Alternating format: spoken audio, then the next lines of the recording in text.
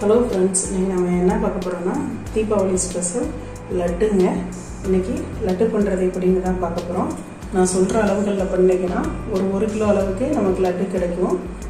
இப்போ வாங்க என்னென்ன அளவுகள்னு பார்த்துக்கலாம். பூந்தி லட்டுக்கு தேவையான பொருட்களுங்க: கடலை மாவு இந்த டம்ளரால் 3 டம்ளர் எடுத்திருக்கேன். டம்ளர் பவுல் எதால் எடுக்கிறீங்களோ அளவு மட்டும் கரெக்டாக வச்சுக்கோங்க. இந்த டம்ளரால் 3 டம்ளர் கடலை மாவு எடுத்திருக்கேன். அதே டம்ளரால் 3 டம்ளர் சர்க்கரைங்க. நம்ம மாவு எப்படி அளந்தோமோ அதே அளவு, அதே பவுலோ டம்ளரோ எதில் அளக்குறோமோ அதே அளவு 3 டம்ளர் சர்க்கரை. ஒரு 50 கிராம் உலர் திராட்சை எடுத்துருக்கேன். ஒரு 50 கிராம் முந்திரி எடுத்து வச்சுருக்கேன். ஏலக்காய் பொடி ஒரு 1/4 டீஸ்பூன் அளவு எடுத்துக்கலாங்க. நெய் 1 டீஸ்பூன் எடுத்துக்கலாம் முந்திரி திராட்சை வறுக்கிறதுக்காக. இப்போ வாங்க நம்ம வீடியோக்குள்ளே போகலாம். வீடியோக்குள்ளே போகிறதுக்கு முன்னாடி நம்ம சேனலை லைக் பண்ணுங்கள், சப்ஸ்கிரைப் பண்ணுங்கள், பக்கத்தில் இருக்கிற பெல் பட்டனை கிளிக் பண்ணிக்கோங்க.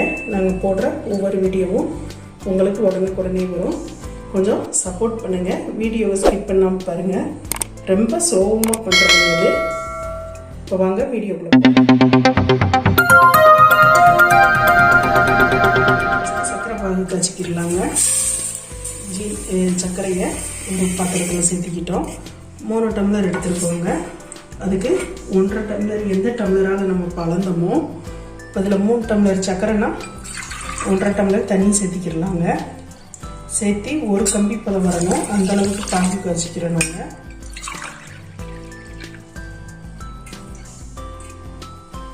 ஒன்றரை டம்ளர் சேர்த்திருக்கேங்க. இந்த அப்படியே ஸ்டவ்வில் வச்சுக்கோங்க. இது நல்லா கரையிடுங்க. சர்க்கரை கரையிற டைமில் நம்ம மாவை கலக்கலாம். இது கரைஞ்சிட்டு இருக்கட்டும். லைட்டாக கலர் சேர்த்திக்கிடலாங்க. கலர் சேர்க்கிறது அவங்க விருப்பம்தான். நான் லைட்டாக சேர்த்திக்கிறேன். நல்லா கிளறி கொடுத்துட்டு கொஞ்சம் கொஞ்சமாக தண்ணி சேர்த்து நம்ம தோசை மாவு இருக்குல்லங்க, இட்லி மாவு, அந்தளவுக்கு நமக்கு பதமாக வரணும். கட்டி இல்லாத கலக்கணும். நம்ம கையிலே கரைக்கிறப்ப கட்டியெல்லாம் விழுகாது. நல்லா கரைச்சி கொடுத்துக்கலாம். கொஞ்சம் கொஞ்சமாக தண்ணி சேர்த்து மட்டும் கரைச்சாருங்க. நம்ம கட்டி இல்லாத நல்லா இந்த பதத்துக்கு நல்லா கரைச்சிட்டோங்க. இதே அளவுக்கு இருக்கணும். இந்த டைம் ஒரு 1/4 டீஸ்பூன் சமையல் சோடா சேர்த்துக்கிடலாம். சேர்த்து நல்லா கலந்து கொடுத்துடலாம். இப்போ பாருங்கள், நம்ம பதம் பார்த்துக்கலாம். பாகோட பதம் ஒரு கம்மி பதம் அளவுக்கு வரணும். இப்படி மெதுவாக தொட்டுக்கிறோங்க. சூடாக இருக்கும். இன்னும் வரலைங்க, கம்பி பதம் வரல. இன்னும் கொஞ்சம் நேரம் காயணும். பாருங்கள், மாவு இப்படி கரண்டியில் பின்பக்கம் ஒட்டணுங்க. அப்படி ஒட்டி வந்தால் தான் நமக்கு கரெக்டாக இருக்கும். இந்த மாதிரி இருக்கணும், லூஸாக இருக்குது பாருங்கள். இந்த மாதிரி நம்ம கரண்டியில், ஸ்டீல் கரண்டியில் பின்பக்கம் இந்த மாதிரி ஒட்டணும். ஒட்டினா நமக்கு பக்குவம் கரெக்டாக இருக்குதுன்னு அர்த்தவங்க. இது அப்படியே ஓரமாக இருக்கட்டும். இப்போ நம்ம சர்க்கரை பாகை பார்த்துக்கலாம். நல்லா குறைஞ்சி வருதுங்க. மறுபடியும் அந்த பாவோட பதம் பார்த்துக்கலாம். ஒரு கம்பி பதம் வருதான்னு இப்படி இந்த 2 விரலை இப்படி வச்சு இப்படி பண்ணணுங்க. இன்னும் நமக்கு அந்த பதம் வரல. இப்போ மறுபடியும் நம்ம பாவோட பதம் பார்த்துக்கலாங்க. சூடாக இருக்குது. இப்படி வச்சு இப்படி பார்க்குறப்ப நம்ம கம்பி பதம் உடையும் பாருங்க. மறுபடியும் நினைக்கிறேன் பாருங்க. இந்த 2 விரலால் அப்படி வச்சு இப்படி பண்ணோன்னா ஒரு கம்பி பதம் வருதுங்க. இதான் பாவோட பதம். ஒரு பதம் உடனே போடுங்க. இப்போ ஸ்டவ் ஆஃப் பண்ணிக்கலாம். இப்போங்க நம்ம பூந்தியை பொரிச்சு எடுத்துக்கலாம். இப்போ நம்ம ஸ்டவ்வில் எண்ணெய் காய வச்சுட்ருக்கோங்க. எண்ணெய் காஞ்சிருச்சான்னு செக் பண்ணுறதுக்கு இப்படி கொஞ்சம் மாவு எடுத்து போட்டோம்னா அது மேலே வந்துருச்சுன்னா நமக்கு காஞ்சிருச்சுன்னு அர்த்தங்க. நல்லா காயணும். காஞ்சதுக்கப்புறம் இப்படி கரண்டியை வச்சுட்டுங்க. இப்படி இந்த மாவு எடுத்து இதில் ஊற்றி அப்படியே தேய்ச்சி விட்டுக்கிடலாம். எப்படி வருது பாருங்க. முத்தாக வருது பாருங்க.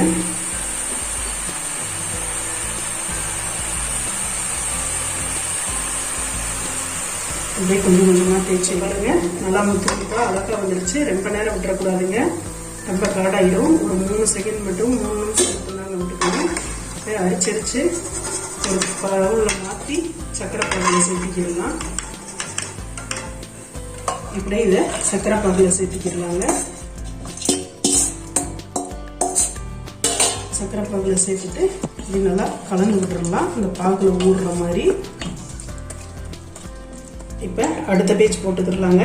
போடுறதுக்கு முன்னாடி அந்த கரண்டியை வந்து நம்ம ஒவ்வொரு டைம் நல்லா கழுவிடணும். அப்போ தான் நமக்கு நல்லா முத்து முத்தாக கிடைக்கும். இல்லாட்டி ஒரு மாதிரி வருங்க பூந்தி.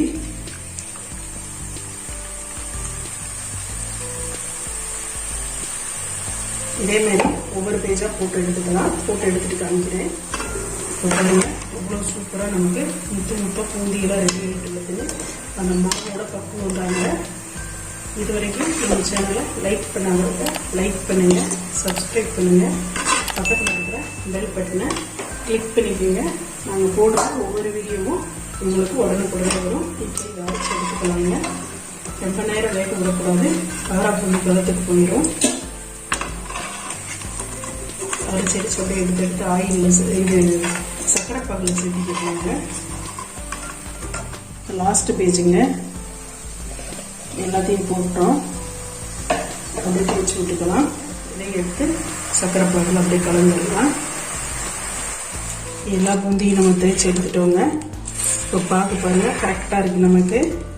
இது ஒரு 10 நிமிஷம் அப்படியே ஊறட்டுங்க. அதுக்குள்ளே நம்ம முந்திரி திராட்சை வறுத்துக்கலாம். ஒரு 10 நிமிஷம் அப்படியே இருக்கட்டும். கடாயை ஸ்டவ்வில் வச்சுட்டோங்க. 1 ஸ்பூன் அளவு நெய் சேர்த்திக்கிடலாம். இனிப்பு அதிகமாக இருக்கிறதுனால நெய் ரொம்ப சேர்க்க வேண்டாம், நார்மலாக சேர்த்துக்கலாம். எக்ஸ்ட்ரா வேண்டாம் சேர்த்துக்கோங்க. 1 ஸ்பூன் மட்டும் சேர்த்துக்கிட்டு நெய் நல்லா உருகட்டும்.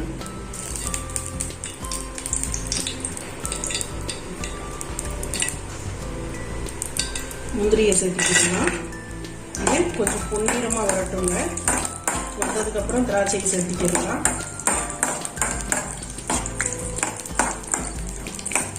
இப்போ பாருங்க, நல்லா செவந்துருச்சு. இந்த டைமில் நம்ம உலர் திராட்சையை சேர்த்துக்கிடலாம். இது கொசு கொசுன்னு வரட்டுங்க. பழுவு நாட்டம் உப்பி வரும், அந்தளவுக்கு வறுத்துக்கலாம். இப்போ பாருங்க, நல்லா பழுவு நாட்டம் கொசு கொசுன்னு வந்துருச்சு. இப்போ ஸ்டவ் ஆஃப் பண்ணிக்கலாம். ஆஃப் பண்ணிட்டு ஒரு டைம் கிளறிடுவாங்க. அந்த கடாய் சூடாக இருக்கிறதுனால கறிக்கீரும் பருப்பு, அதனால வந்து இந்த மாதிரி கிளறி கொடுத்துக்கலாம். இல்லை ஒரு தட்டத்தில் மாற்றிக்கிடலாம். எனக்கு கரெக்டாக இருக்குது. இப்படியே இருக்கட்டும்ங்க. நம்ம அப்படியே இருக்கட்டும். போய் பூந்தி எப்படி இருக்குன்னு பார்க்கலாம். பூந்தி எடுத்து வச்சு 1/4 மணி நேரம் ஆச்சுங்க ஊற வச்சு. பாருங்கள் எப்படி உதிரி உதிரியாக இருக்குன்னு. இதில் கொஞ்சத்தை எடுத்து ஒரு மிக்சி ஜாரில் சேர்த்துக்கிடலாங்க. கொஞ்சமாக இது 1க்கு 2 ஒரு அடி அடிச்சுக்கலாம். இந்தளவு எடுத்து ஒரு அடி அடிச்சுக்கிடலாம். இந்த ஒரு கிளறி விட்டுக்கிடலாம். பாருங்கள், பாகு எல்லாம் கரெக்டாக ஊறி வந்துருக்குதுங்க. நமக்கு சூப்பராக ரெடி ஆகிருக்கு பாருங்கள். நம்ம சொன்ன அளவில் பண்ணால் இந்த மாதிரி கிடைக்கும். இப்படியே இருக்கட்டும். நம்ம அதை போய் அடிச்சுட்டு வந்துடலாம். இப்போ பாருங்கள், இந்த மாதிரி கொஞ்சமாக எடுத்து மட்டும் அடிச்சுக்கணும். இது அப்படியே இருக்கட்டும். இந்த பூனை எடுத்து ஒரு அகலமான பாத்திரத்தில் சேர்த்திக்கிடலாம். பாருங்கள், நமக்கு பாக்கோட பதம் எல்லாம் கரெக்டாக இருக்குது. கரெக்டாக ஊறி வந்திருக்கு பாருங்கள். நான் சொன்ன அளவில் பண்ணிங்கன்னா கரெக்டாக இருக்குங்க. கொஞ்சம் கூட பாக்கு இதாகல பாருங்கள். எல்லாம் ஃபுல்லாக ஊறிடுச்சு. இப்போ நம்ம அடித்த இந்த பூந்தியை வந்து இதில் சேர்த்திக்கிடலாங்க.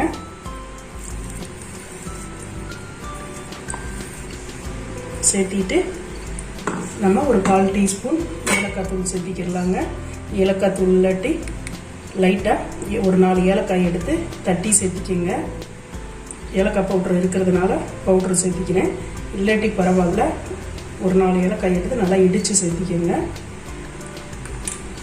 இதில் வறுத்து வச்சிருக்கிற முந்திரி திராட்சையை சேர்த்திக்கிடலாம். சேர்த்து எல்லாத்தையும் நல்லா கலந்து கொடுத்துடலாம். இப்படி எல்லாத்தையும் சூடாக இருக்குங்க. அந்த சூடு ஆறுற வரைக்கும் இப்படி கரண்டியாலேயே நல்லா கலந்து கொடுங்க. சூடு ஆறிட்டால் நம்ம கையிலே கலந்துக்கலாம். இப்போ பாருங்கள், சூடு ஆறிடுச்சு. கையிலேயே நல்லா மசிச்சு கொடுத்துட்டு இப்போ லட்டு உருண்டை பிடிச்சிக்கலாங்க. சூப்பராக இருக்குங்க.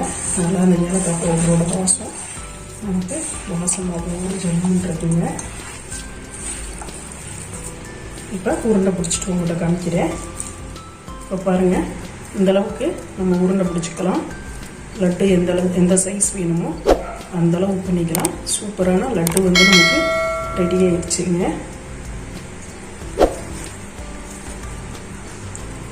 சூப்பராக ரெடி ஆகிட்டுருக்கு. இதேமாரி உங்களுக்கு எல்லாத்தையும் பிடிச்சி காமிக்கிறேன். இப்போ பாருங்கள், இந்த மாதிரி எல்லாத்தையுமே உருட்டி எடுத்துக்கிட்டோங்க. சூப்பராக நமக்கு ரெடி ஆயிடுச்சு ஃப்ரெண்ட்ஸ். இதேமாரி நீங்களும் செஞ்சு பாருங்கள். தேங்க்யூ.